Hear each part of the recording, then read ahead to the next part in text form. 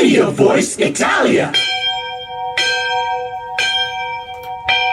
Class is now in session. Christopher Columbus University is on air from Philadelphia and broadcasting worldwide from within the shadow of Marconi Plaza. Radio Voice Italia is proud to present a recurring segment with civil rights author, professional researcher, and renowned Christopher Columbus expert, Robert Felix Petrone, Esquire. Buongiorno tutti, and welcome to Radio Voice Italia's Christopher Columbus University, where we teach you the truth about the greatest hero of the 15th and 16th centuries, Christopher Columbus, and update you on the international efforts to preserve Christopher Columbus's legacy. I'm your host, your Professore, Robert Petrone. Today on our Christopher Columbus University segment, we have a news update. In Pueblo, Colorado, a criminal defendant named Vicente Martinez Ortega, charged for the felony desecration of Pueblo's Christopher Columbus statue in May 2021, has been elected to Pueblo City Council. According to the Pueblo City Charter, felons may not serve on City Council and must forfeit their position. Instead, defendant Ortega is gaming the criminal justice system, seeking to plead guilty to a lesser misdemeanor charge.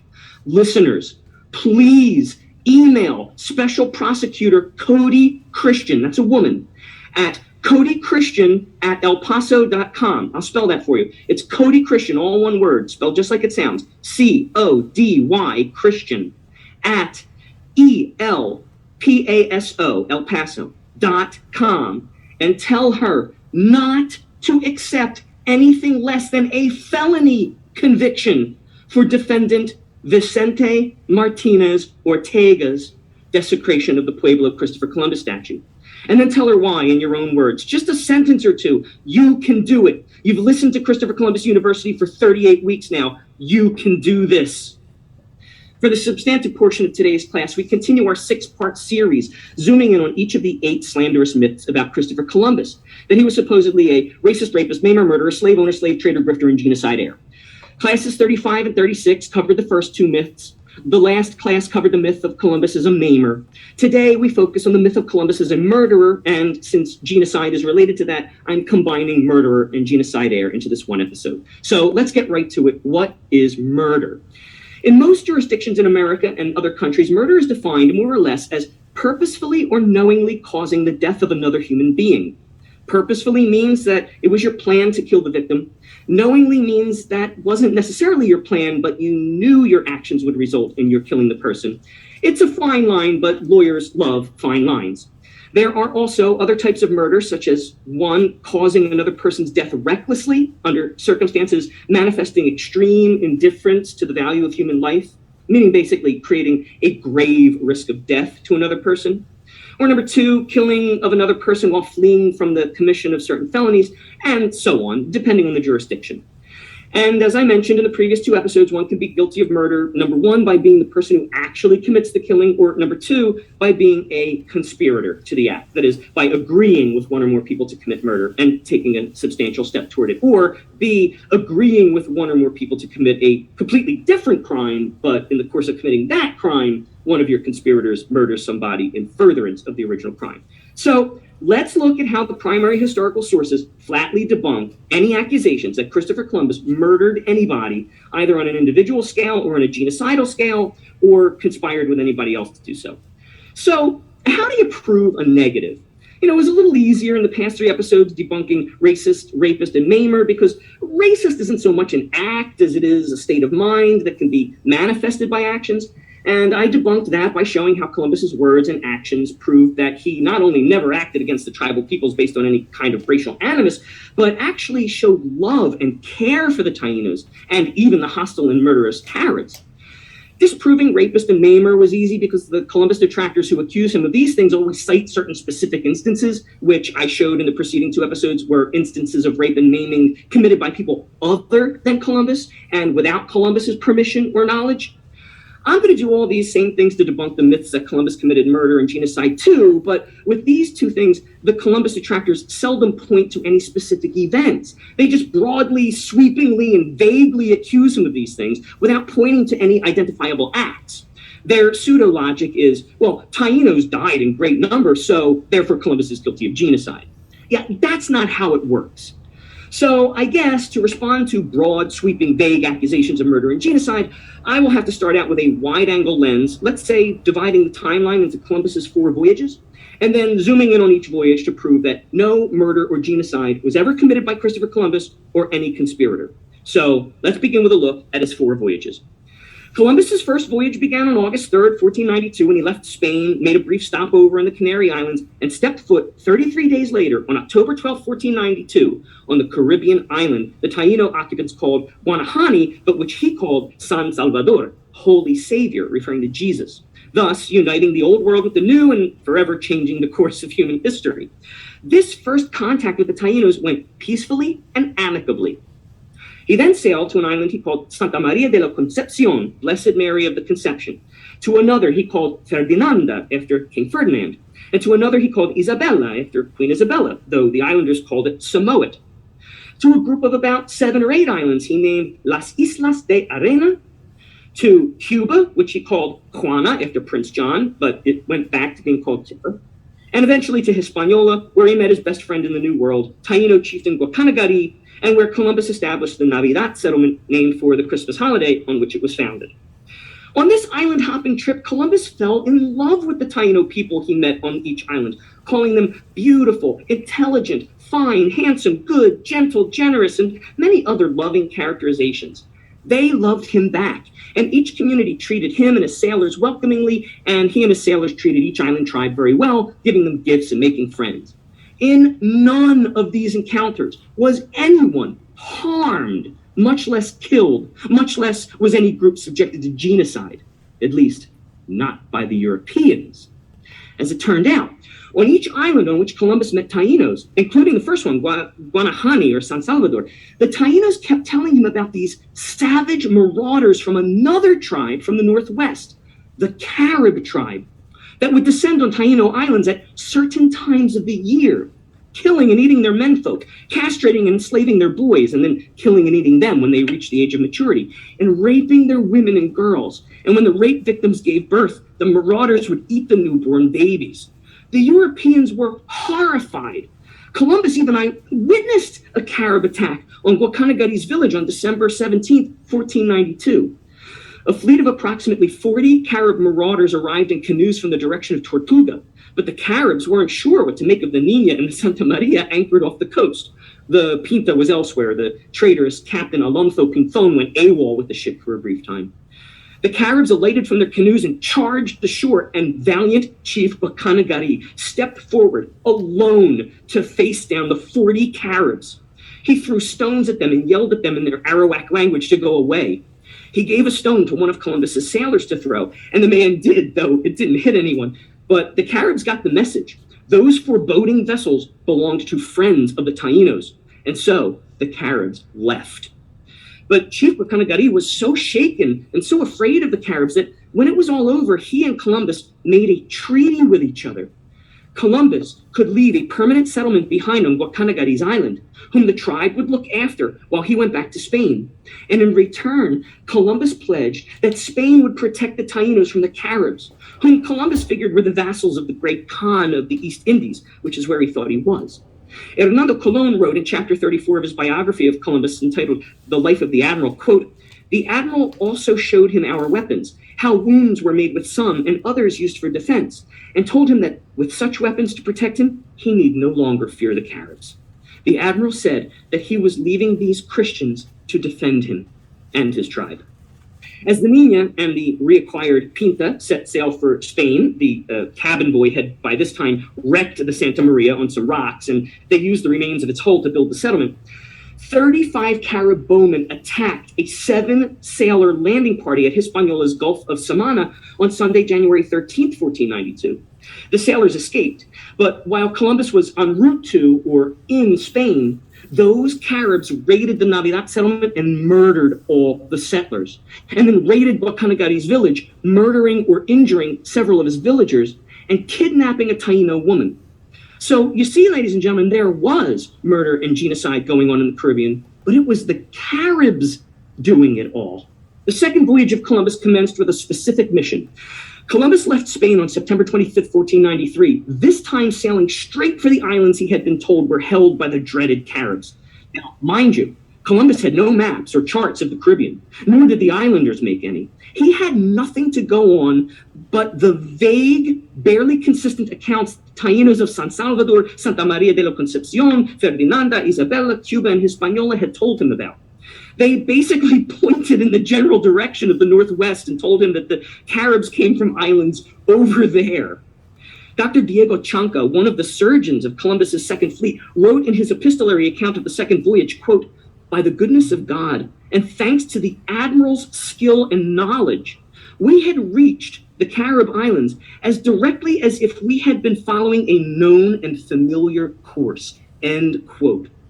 Next time somebody tells you Columbus was an idiot or a terrible sailor, you tell them that little story. Anyway, Columbus did the same thing he did on his first voyage. He sailed from island to island, only this time he wasn't visiting Taino-held islands. He was sailing from Carib-held island to Carib-held island. On each, he found no Caribs. They were out marauding. It must have been that time of year that the Taínos had told him about, when the Caribs went out killing, cannibalizing, and raping Taínos. And in fact, it was. But what he did find on the Carib Islands were kidnapped Taíno women and castrated Taíno boys, originally from the island of Boriken, what is now Puerto Rico. These women and boy captives told Columbus the Caribs had descended on Boriken, killed and ate their menfolk, and then kidnapped the rest of them, bringing them here, where they waited for the Caribs to return from their continued raids. And on each Carib island, Turuqueira, Seyre, and Ayay, Columbus took aboard his 17-ship fleet every single one of these Taino captives and shuttled them to Taino-held or other safe islands, setting them free. This is what I call Columbus's second underground railroad. Remember, his first was when he departed Spain on his first voyage, taking onto his crew Jews who were fleeing the Spanish Inquisition. His third underground railroad was on his return trip to Spain from this second voyage, liberating Taínos from the disobedient Spanish hidalgos who had enslaved them against his orders. But the Taínos he saved on his second underground railroad were all women and boys, because the Caribs murdered all the Taíno men. As you could see, it was the Caribs, not Columbus, who were committing murder and genocide in the Caribbean. We don't even know how many tribes once occupied the islands before the Europeans got there. It could have been hundreds. It could have been thousands. All we know is that by the 15th century, the Caribs had wiped them all out, except for the very numerous Taino tribe and a few surviving Siboney and Guanajuato peoples living on the island of Cuba. The Caribs were the murderers. The Caribs were the genocidal maniacs. On Columbus's second voyage, he was attacked many times by the Caribs, not while he was exploring their stronghold islands, with one notable exception, but rather after he returned to the Taino-held island of Hispaniola, where he found the Navidad settlement utterly destroyed and all 40 of the Spanish settlers murdered in cold blood. He raced to find Bocanagari, who told him what happened. That time of year had come. The Caribs had raided. They killed the settlers and again attacked Bocanagari's village, killing some of his people, including one of his womenfolk, and kidnapping another woman. Bocanagari implored Columbus to find his missing villager and bring to justice the Carib warlords who were leading these attacks. The Carib High King, Caonabo, and the warlords Higuanama, Behechio, Guatigana, and Guarionex. And so Christopher Columbus and Chieftain Bocanagari formed what I call the Euro-Taino Alliance. Spanish men-at-arms and Taino warriors went out to rescue the kidnapped villager, and in the process found and captured the Carib High King Caonabo and his warband. Instead of killing Caonabo for his mass murder, Columbus brokered a treaty with his people and sent Caonabo back to Spain to stand trial for his crimes. As it turned out, the ship Caonabo was on never made it to Spain. It sunk, and Caonabo and the rest of the European crew died at sea. Call it divine justice for the genocidal Caonabo, which was far harsher on the cannibal king than Christopher Columbus ever was. Dr. Chanca's epistolary account of Columbus's second voyage tells of another unprovoked attack by the Carib archers, resulting in the murder of a Basque sailor. This is the one exception I spoke of a few minutes ago. Before Columbus returned to his friend Guacanagari on Hispaniola, and while he was still rescuing Tainos from the deserted Carib-held islands, Carib archers, including 2 women, returned in a canoe to see the fleet off the shore of an island Columbus called San Martin, after St. Martin of Tours, patron saint of the impoverished and those who would help them. The Carib canoemen, including the women, drew bows and arrows and fired upon the 17-ship Spanish fleet. Can you imagine? One of their cruelly barbed arrows, many of which were poison-tipped, struck the Basque sailor, killing him some days later. Don't let the delayed death fool you, listeners. That's still murder. Hernando Colon writes in Life of the Admiral that also on this second voyage in early 1494, Columbus sailed to Cibao in northern Hispaniola to, quote, build a fort with which to keep that country at peace, end quote. That was Fort Santo Tomas. Columbus never ordered the men-at-arms of Santo Tomas to attack, but warded off any potential hostiles by having them march, quote, in military formation as if marching to war, fully armed, with trumpets sounding and banners displayed, end quote. Columbus feared a repeat of what had happened to the Navidad settlement at the hands of the Carib marauders. He encountered, quote, many Indian villages, but there were no hostilities with these Taino villagers. In fact, they came to him welcomingly with presents of food and gold, but the Carib High King Caonabo had threatened another attack on Isabella, so Columbus was understandably on edge. On May 3rd, 1494, Columbus made landfall on Jamaica. At first, the inhabitants attacked, and Columbus retreated, quote, not so much out of fear of the Indians as from reluctance to break friendly relations, end quote. That's from chapter 55 of Life of the Admiral. The inhabitants pursued and attacked again, but Columbus diffused the conflict with no fatalities. Thereafter, the Spaniards and the Jamaican islanders bartered peaceably, and one inhabitant even begged to return to Spain with Columbus, who, quote, ordered that he should be well treated. And the rest of Columbus's second voyage went much like this. He had great relations with the Tainos. He continued to meet on Beata, Amona, and San Juan. All the Caribs he met were hostile until the Euro-Taino alliance captured Caonabo and made that peace treaty with the warband. Hernando Colon wrote that after Columbus put an end to the Carib campaign of genocide, quote, the Christians' fortunes became extremely prosperous and the settlements grew peaceful again, at least as far as relations with the tribal peoples went. The Spanish hidalgos were growing disgruntled because Columbus wouldn't let them enslave the tribal peoples. So on April 20th, 1496, Columbus left for Spain to give an account of the Caribbean to the crown, taking with him on his third underground railroad Tainos whom the disobedient Spanish hidalgos had enslaved against his orders, so he could have these Tainos liberated by the crown and the church. The flotilla made it all the way back to the coast of Portugal, but due to differences in the calibration of the Flemish and Genoan compasses Columbus had, it took them 2 months to get there, more than double what they had anticipated, and they were out of food. Hernando Colon wrote in chapter 64 of Life of the Admiral, quote, they were so near starvation that some of the sailors wished to imitate the Caribs and eat the Indians they had aboard. Others, in order to economize what little food they had, were in favor of throwing the Indians overboard, which they would have done if the admiral had not taken strict measures to prevent them. For he considered them as their kindred and fellow Christians, and held that they should be no worse treated than anyone else. And God was pleased to reward him the next day with the sight of land, end quote. Portugal. Columbus returned to Hispaniola on his third voyage on May 30th, 1498, this time to find the continent, which they thought was Asia. But the continent Columbus actually found on this voyage was South America, where he met many new tribes he had not yet had the pleasure or peril of meeting in the Caribbean islands. And the third voyage went much like the second. Friendly Tainos and unprovoked attacks by the Caribs. 24 Carib canoemen attacked him unprovoked off the shore of Trinidad, which the islanders called Chacachacare. Once again, Columbus de-escalated the hostile situation that the Caribs had created by giving their leader a gift, a coat. The Caribs took it and left. There were no fatalities on either side. Columbus then anchored off the coast of South America at the peninsula of Paria, now modern-day Venezuela. He wrote, quote, some Indians immediately came to the ship in canoes to ask me on behalf of their king to land. Great numbers more came to the ship in their canoes and were very pleasant and well received, end quote. Columbus sent a landing party who were shown great hospitality by the tribe of the Paria Peninsula. Then he returned to Hispaniola. There, he found that his appointed alcalde mayor, a sort of a combination of judge and executive administrator, Francisco Roldan, had, in Columbus's absence, caused a lot of trouble in Hispaniola, rebelling against Columbus's brother Giacomo, whom Columbus had appointed as the adelantado of Hispaniola, sort of a combination of governor and general.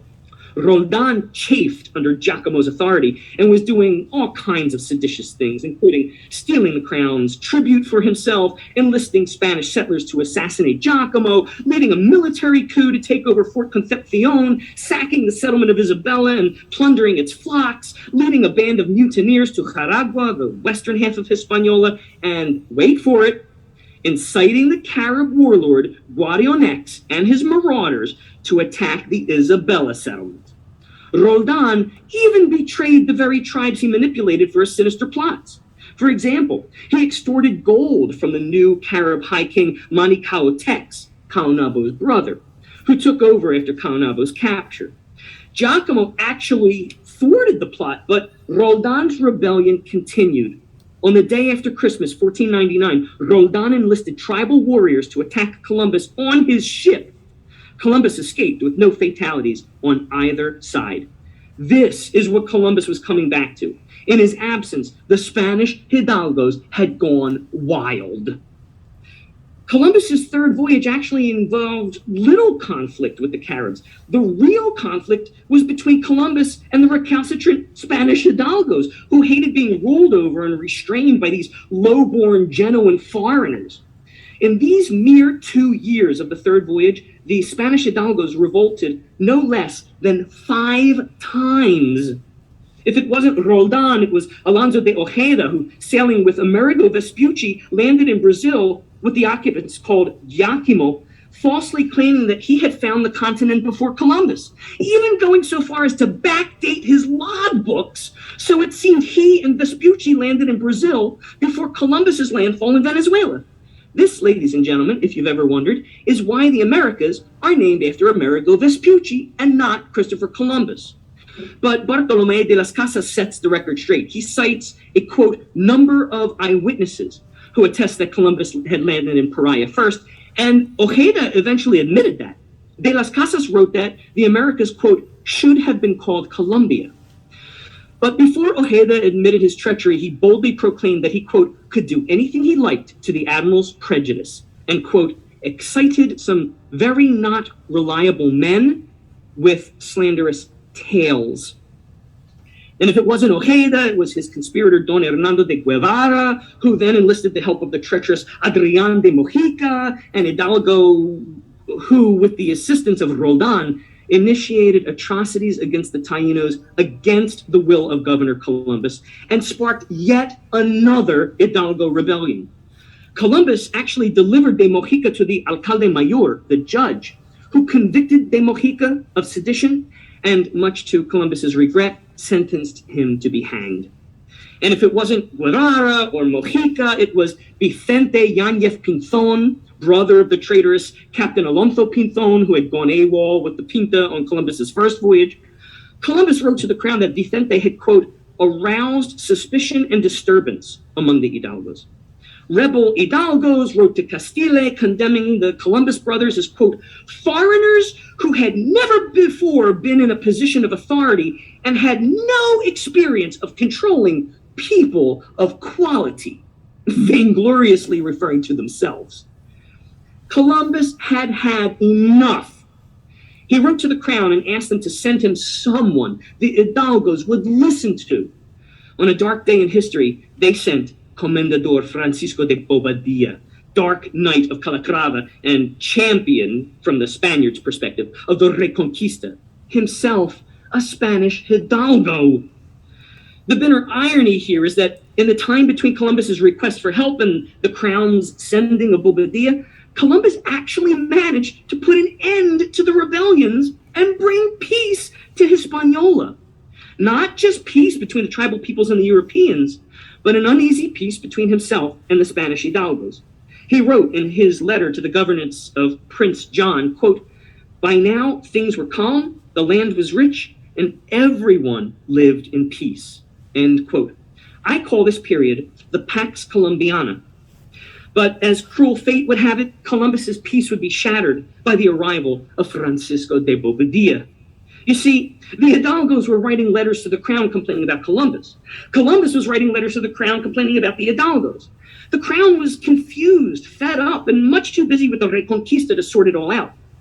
So when Bobadilla returned from his successful campaigns in the Reconquista, they said to him, "You know what?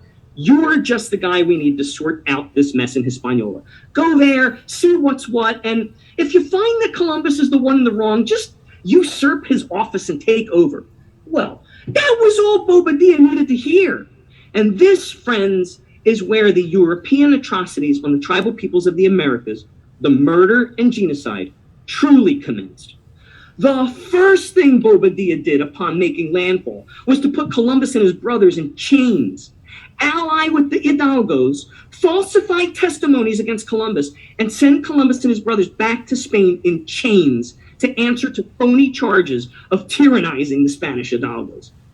As the prison ship set sail for Spain, Bobadilla declared himself Viceroy of the Indies, commandeered the Spanish men-at-arms, took up residence in Columbus's house, confiscated and destroyed Columbus's records, appointed his own lackeys to positions of power, announced gold franchises for his conspirators, eliminated the Hidalgos' tributes to the crown, raped and enslaved Taínos, and murdered any who resisted, and literally unleashed hell upon the West Indies.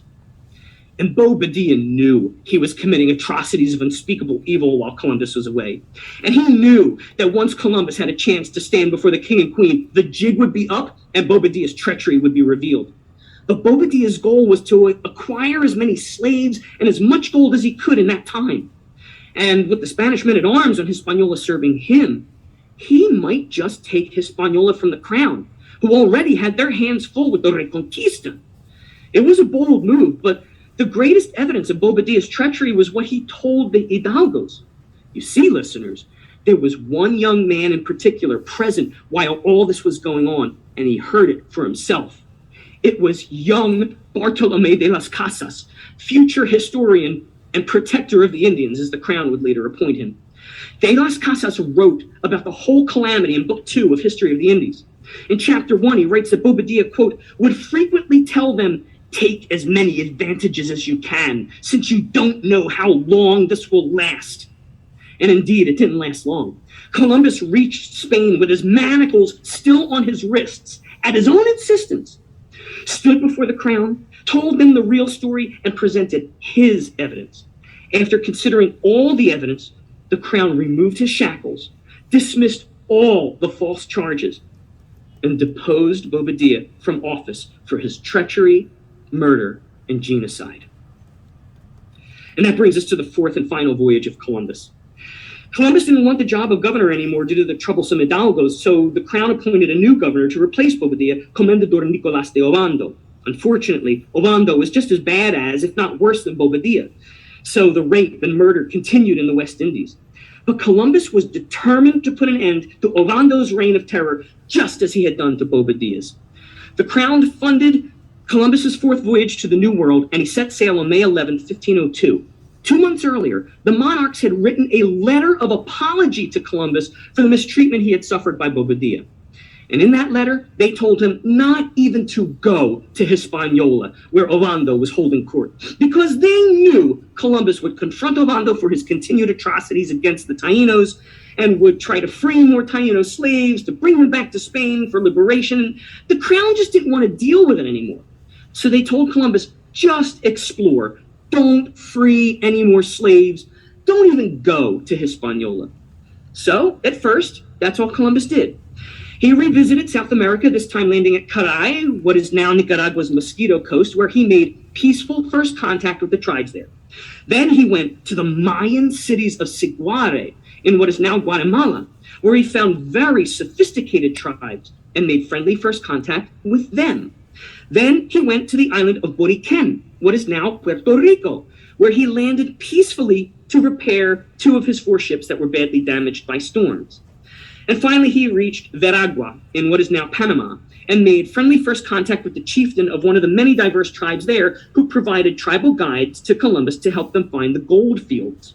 However, the chieftain, called the Kibian by these tribes, didn't like it when the Spaniards started to build permanent settlements. So, quote, he decided to burn them down and put us all to death, with what sailor Diego Mendez wrote were, quote, 1,000 warriors. But the Spaniards managed to quell the hostile tribal warriors and capture the Kibian, though he and his son eventually escaped.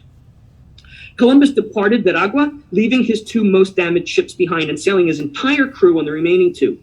He sailed to a few more islands and mainland locations, Puerto de Brazil, Cuba, Mango Island, before hitting a terrible storm off the coast of Jamaica that threatened to tear the remaining ships apart as well. So he was forced to purposefully run them aground on Jamaica to save his crew. He sent messengers to Hispaniola to alert Ovando of their situation and request a rescue party. But the treacherous Ovando left Columbus and his crew to languish there for a year, hoping they would just die. Ovando knew he was continuing the reign of terror over the tribal peoples of the Indies, and he didn't want Columbus putting an end to it like Columbus had done with Bobadilla.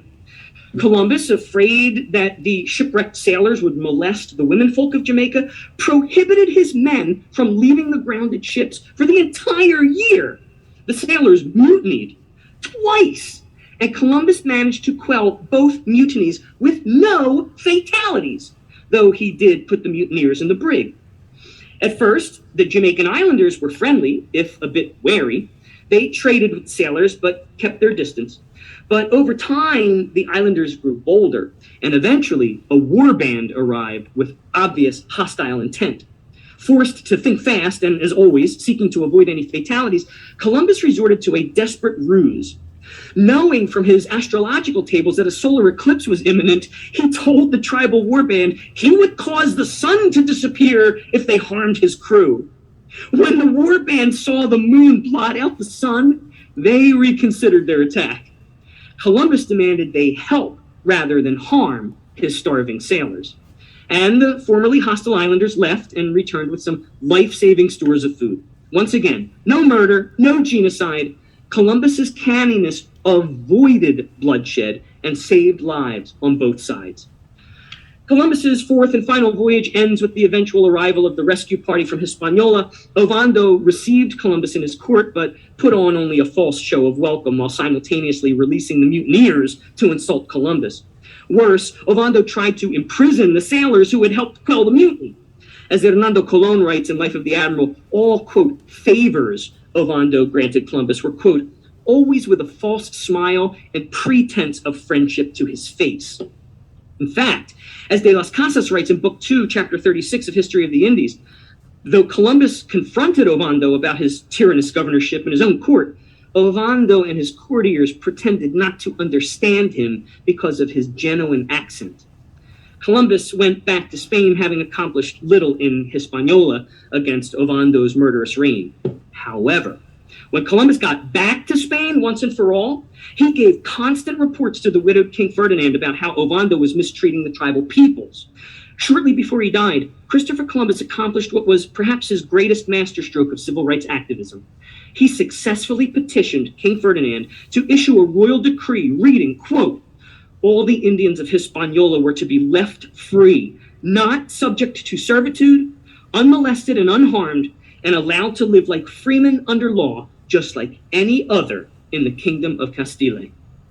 It took Bartolomé de las Casas to go around with a newly formed order of Dominican friars to enforce the civil rights decree after Columbus's death, but Columbus was the one who got it passed, putting the legislative kibosh on Ovando's reign of terror, murder, and genocide. So, once again, when the lying Marxist Columbus detractors accuse Columbus of murder and genocide, they are not just telling you an untruth. They are telling you that most pernicious type of lie, the actual opposite of what is true. And that's today's class. For more news, articles, and resources about Christopher Columbus as the first civil rights activist of the Americas, icon of Western culture, paragon of Catholic virtue, and greatest hero of the 15th and 16th centuries, visit preservecolumbus.us. That's preservecolumbus, rendered as one word, .us. and post a little note of appreciation for our webmaster, Tom LaCosta. I'm your Professore, Robert Petrone. A presto. Radio Voice Italia. Philadelphia.